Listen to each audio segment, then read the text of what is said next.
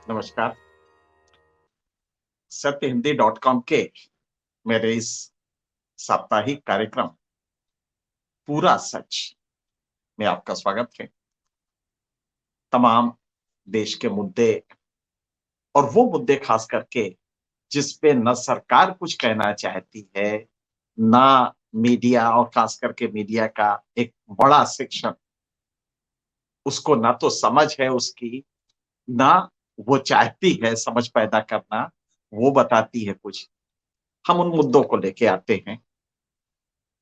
वैसे कहने को ये भी कहा जा सकता है कि मुद्दे आप कुछ भी लाएं, गुजरात में अगर मोदी जी जीत रहे हैं तो सब कुछ सही है। कई बार ये होता है कि एक बार मुझे याद है कि बीजेपी के एक बड़े नेता ने बड़ी अच्छी बात कही। जब चुनाव हो गया तो बोले साहब बहुत हमारे ऊपर आरोप लगे, लेकिन जनता की अदालत में दूध का दूध पानी का पानी हो गया। मेरी समझ में नहीं आया कि मैं उनसे पूछूं कि ये कौन सी अदालत होती है जनता की। जनता को लॉ नहीं मालूम, जनता को आपके फैक्ट्स नहीं मालूम है, जनता के पास पुलिस प्रोसिक्यूशन की फाइल लेके नहीं गई है आपकी कुकृत्यों की। तो अगर आप वोट ले लेते हैं तो सब कुछ माफ, क्योंकि जनता की अदालत से आप छूट जाते हैं। जनता परसेप्शन पे वोट देती है, वो कानून और आपके कैरेक्टर और आपके अपराध को वो नहीं जानती है, और आपके पास छिपाने के बहुत सारे टूल्स होते हैं। तो आप कह सकते हैं बड़े आराम से जनता की अदालत ने हमें, और यह अक्सर होता है, आप देखा होगा राजनीति में, यह अक्सर कहा जाता है जो जीत जाता है चुनाव में वो कहता है जनता की अदालत फैसला करेगी। पता नहीं ये कौन सी अदालत होती है, और अगर यही अदालत है तो फिर बंद कर दीजिए कोर्ट। ये भारत के संविधान की जरूरत क्या है, जनता की अदालत तो नहीं है। तो हम परसेप्शंस डेवलप करते हैं। मेरी कोशिश ये होती है कि उन परसेप्शंस को जो क्रिएट की गई है उन्हें हम आपको बताए कि नहीं ये क्रिएटेड परसेप्शन है, असली परसेप्शन आप इस तरह से बनाइए, और उसके लिए कुछ फैक्ट्स देते हैं। अब के हफ्ते दो चीजें हुई,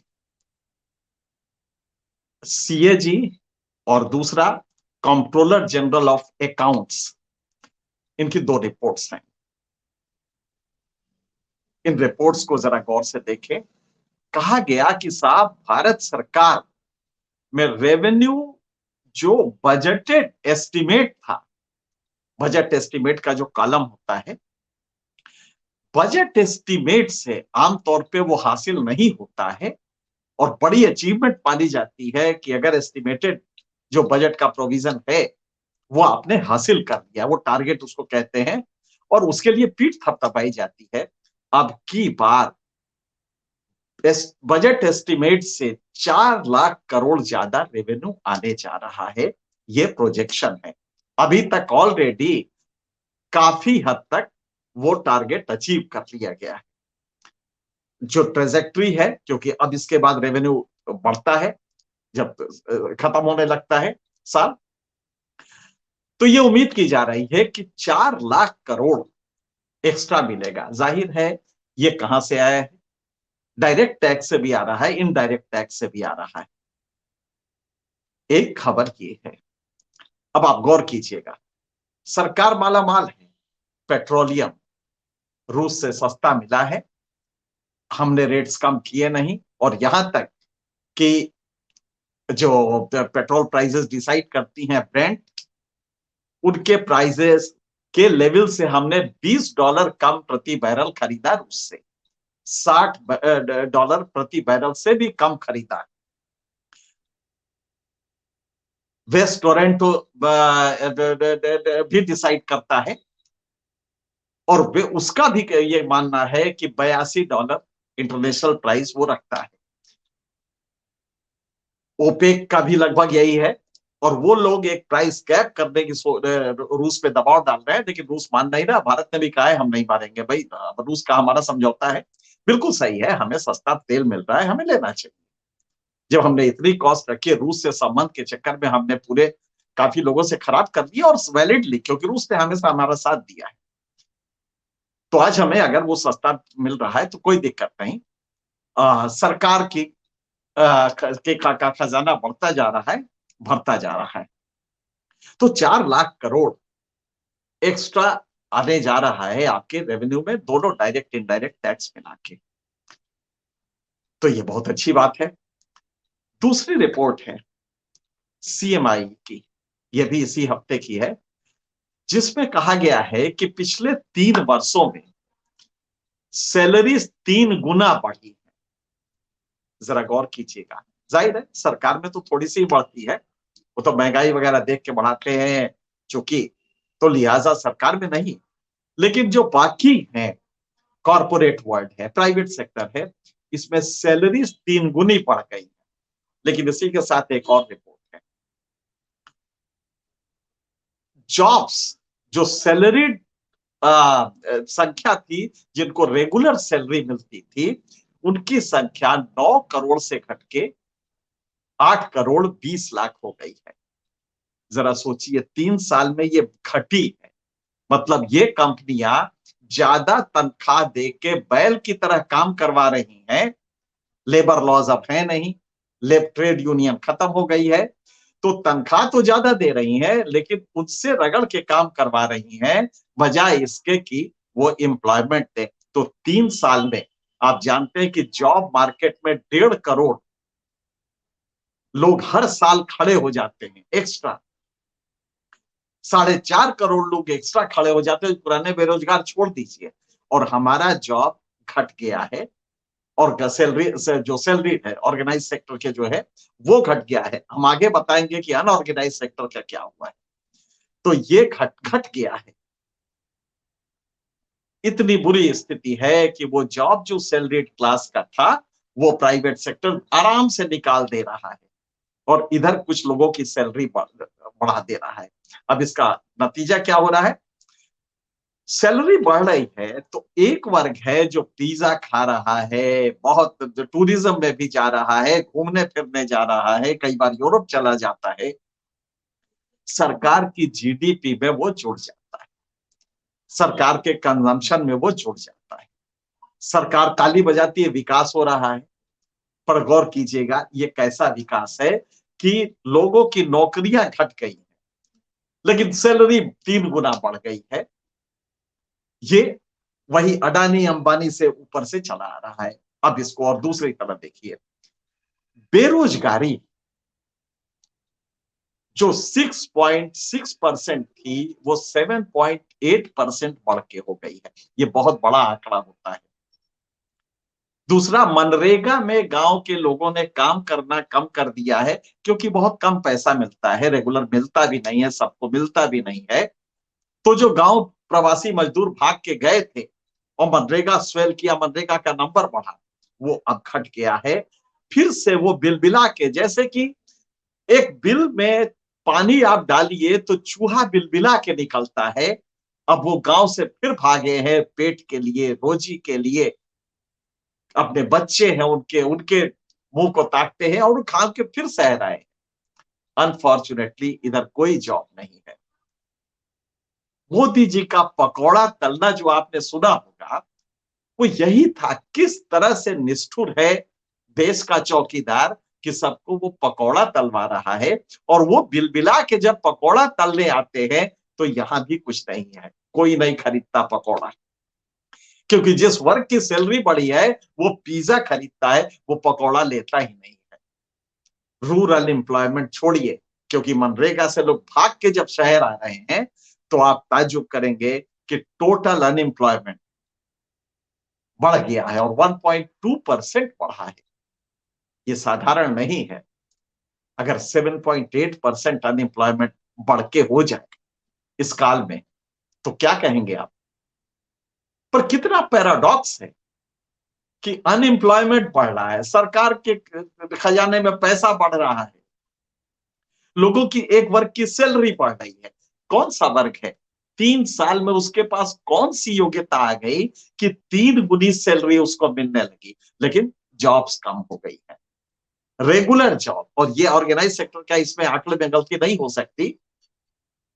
तो ये जो आंकड़े हैं ये बताते हैं कि रेगुलर सैलरी वाला जो जॉब है वो घट के 8.2 पे आ गया है करोड़ पे, माने 80 लाख कम हो गए हैं। आप गौर कीजिएगा इन हालात को। लेकिन इन सब के बाद आप दूसरा आंकड़ा देखिए, सरकार ने कहा कि साहब हमारा ग्रोथ रेट अब की तो तिमाही में बहुत अच्छा हो गया सेकंड क्वार्टर में, और लग रहा है कि सब बहुत अच्छा होगा। अब जरा इन आंकड़ों को देख लीजिए। सरकार ने कहा है कि साहब इंडस्ट्रीज में तो हमारा 4.3 पिछले साल के इसी काल के मुकाबले 4.3 घट गया है। कहां से घट गया आपका? आपके आंकड़े कितने फर्जी हैं कि पीएमआई की रिपोर्ट कहती है, परचेजिंग मैनेजर इंडेक्स, कि पिछले 21 महीनों में सबसे ज्यादा कच्चा माल, जिसको रॉ मटेरियल कहते हैं, मैन्युफैक्चरिंग सेक्टर में अब खरीदा गया है इस क्वार्टर में। यह पीएमआई की रिपोर्ट है। एस&पी इस पीएमआई की रिपोर्ट को बनाता है, एक संस्था है। उसके हिसाब से पीएमआई मतलब जो रॉ मटेरियल की खरीद हुई है वो सबसे ज्यादा हुई है इस काल में, और 21 साल में सबसे ज्यादा। अगर ये हुआ है तो आपका प्रोडक्शन कैसे कम हो गया? आपके मैन्युफैक्चरिंग सेक्टर में घाटा कैसे लग गया? 4.3% कैसे घट गया है? कहीं आपके आंकड़ों में गलती है। चलिए साहब, ये हुआ कृषि। अब जरा इस पे भी गौर कीजिएगा। एग्रीकल्चर में इन्होंने कहा कि 4.6% का ग्रोथ ईयर ऑन ईयर कहते हैं, मतलब पिछली साल के इसी काल के मुकाबले। ये भी गलत है, क्योंकि जिस काल की आप बात कर रहे हैं उस समय खरीफ की जो टोटल रकबा था वो कम हुआ है पहले से। वजह क्या थी? अतिवृष्टि, अनावृष्टि, इरेगुलर वृष्टि, समय से वृष्टि नहीं। आप जानते हैं कि ये चारों चीजें आपकी बरसात में रही है, लिहाजा किसानों ने खरीफ की फसल कम बोई है, काफी कम बोई है। तो आपका कैसा प्रोजेक्शन होगा जो कि ये कह रहा होगा? आप कैसे ही कह सकते हैं कि आपका एग्रीकल्चर का ग्रोथ रेट बढ़ रहा है, क्योंकि ये तो आपका घटना चाहिए। सारा मामला फर्जी चल रहा है। अब एक आपको और आंकड़ा देते हैं। हम सब लोग मध्यम, अपने अपने जैसा भी भविष्य रहा, वर्तमान रहा या वैसा भविष्य रहेगा या भूत रहा, हम लोग अपने अपने मकान पे हैं, लेकिन कुल मिला के मध्यम मध्यम वर्ग के हैं। हालांकि बहुत बड़ा वर्ग होता है मध्यम। आप जरा गौर से बताइए, भारत सरकार का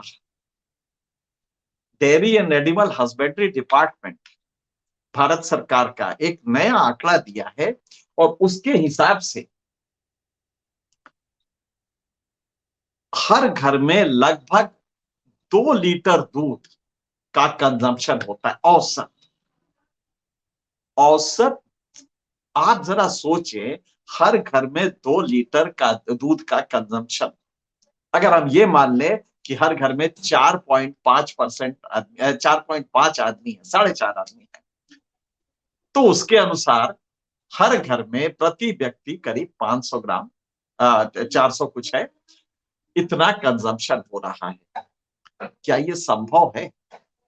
भारत में औसत दूध का कंजम्पशन हर घर में 2 लीटर, 60 रुपए का दूध कम से कम होता है, नहीं तो 80 का। अगर मदर डेयरी का लेंगे तो 84 रुपए का होता है हर घर में। मध्यम वर्ग छोड़िए, उच्च वर्ग में भी 2 लीटर दूध का कंजम्पशन। और ऊपर का वर्ग है कितना, कितना फैलाव है नीचे के वर्ग में। 2 लीटर दूध, गवर्नमेंट ऑफ इंडिया का कहना है कि अवेलेबिलिटी हर घर के लिए है औसत। और अवेलेबिलिटी का मतलब ये नहीं है कि कंजम्पशन नहीं होता, क्योंकि वो तो कंजम्पशन में दिखा देते हैं भाई, जब दूध आता है तो कंज्यूम भी होता है। और ये आपके एक्सपोर्ट को छोड़ के है। तो हर घर में दूध का 2 लीटर कंजम्पशन। फाइनेंस सेक्रेटरी ने अभी हाल ही में कहा था कि एक परिवार की आमदनी औसत 15,000 रुपए है। मतलब कि औसत 15,000 है, लेकिन सॉरी, मध्यम की 15,000 है। नीचे का जो वर्ग है वो करीब 8,000 से 9,000 लेता है, मतलब 300 रुपया रोज उसकी आमदनी होती है। क्या 300 रुपए रोज वाला 60 रुपए का दूध खरीद सकता है। हमने सारे आंकड़े अपने फर्जी रखे हैं।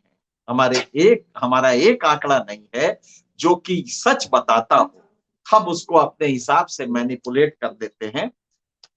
एक आंकड़ा और आया कि साहब यहाँ पे किराए की खेती कैसे होती है। जैसे हम लोग कहते हैं ना कि भारत में अब खेती जो असली जमींदार है वो नहीं कर रहा है। वो तो नोएडा में आके एसी में नौकरी बढ़िया कर रहा है, एसी में बैठा है, और वो वहां के जो छोटी कास्ट जाति के लोग हैं या दबे कुचले लोग हैं, उन्हीं को वो खेती पकड़ा देता है, उससे पैसा ले लेता है। अब उस खेत में आग लगे, पाला पड़े, कुछ भी हो, उससे कोई मतलब नहीं है। उसने प्रति हेक्टेयर या प्रति बीघा के हिसाब से वो पैसा ले लेता है। भारत में यही खेती चल रही है। और आप ताज्जुब करेंगे कि जिन राज्यों में सबसे ज्यादा है, उसमें किसी जमींदार ने ये नहीं कहा है कि नहीं हम किराए पे देते हैं, क्योंकि तब हो सकता है कब्जा हो जाए। तो इस डर से कोई नहीं बताता है कि हम खेती नहीं करते, हम तो नोएडा में आके एसी में बैठ के बढ़िया लंबी कार में घूमते हैं। वो कहता है खेती साहब हम ही करते हैं। और उस खेती करता है तो उसको ब्लैक व्हाइट करने में भी आसानी रहती है अगर वो बताता है खेती करता है। तो लिहाजा जो आंकड़े दिए गए हैं उसमें यह बताया गया है कि बिहार ऐसे राज्य में सिर्फ 15% खेती जो होती है वो किराए पे होती है। बाकी सब तो साहब हम सब लोग करते हैं। कोई ताजुब नहीं कि हमारे नाम पे भी किसी ने यही कहा हो कि साहब हम तो खेती करते हैं। तो ये हमारे आंकड़े हैं, और इसी आंकड़ों के बिना पे, इसी के आधार पे परसेप्शंस बनाए जाते हैं, अखबारों में खबरें होती हैं, टेलीविजन में हाफ हाफ के सरकारें कहती हैं, और इसी के भरोसे हम पूरा का पूरा परसेप्शन डेवलप करते हैं। और तब जब जाते हैं तो ठप्पा लगाते हैं कि हाँ साहब हमने फलाने को वोट दिया। कैसा समाज होगा। रामपुर में आजम खां की जो कॉन्स्टिट्युएंसी थी, रामपुर में 30% वोट होंगे, चिल्ला चिल्ला के वहां कह रहा है जो बीजेपी के खिलाफ प्रत्याशी है, समाजवादी पार्टी का आजम खां कह रहे हैं कि साहब वोट नहीं डालने दी गया। ये वो इलाका है, ये वो कॉन्स्टिट्युएंसी है जहां 55% मुसलमान रहता है, वोट पड़े हैं 30%। ठीक उसके आगे बाकी जो दो कॉन्स्टिट्युएंसीज हैं वहां पे वोट ठीक ठाक पड़े, लेकिन इस कॉन्स्टिट्युएंसी में वोट नहीं पड़े। और वो कह रहे हैं कि साहब पूरे पुलिस वाले धमका के गए हैं कि कोई वोट डालने नहीं आएगा, और जब पोलिंग बूथ जाते हैं तो डांट के भगा दिया जाता है। किसी भी सभ्य समाज के लिए एक बदनुमा दाग है ये प्रजातंत्र पे। स्टेट एपरेटस अगर ये करने लगे तो आप समझ सकते हैं कि स्थिति क्या होगी। क्या इसको इलेक्शन कमीशन को नहीं देखना था? लेकिन इलेक्शन कमीशन का, चीफ इलेक्शन कमिश्नर का केस कि उसका अपॉइंटमेंट कैसे हुआ वो जेरे बहस है सुप्रीम कोर्ट में। और जो रिकॉर्ड्स मिले हैं उसके हिसाब से 24 घंटे में ही जो अधिकारी बनाए गए हैं इस समय सीईसी, उनका एप्लीकेशन भी आता है, उस पर मंतव्य भी होता है, उस पर मंत्रणा भी होती है, और 24 घंटे के अंदर अपॉइंटमेंट हो जाता है। क्या भारत में सब कुछ डेमोक्रेसी का सही चल रहा है? अगर आप थोड़ा संजीदा होके देखें इसकी प्रकृति क्या है, क्या गवर्नेंस हो पा रहा है,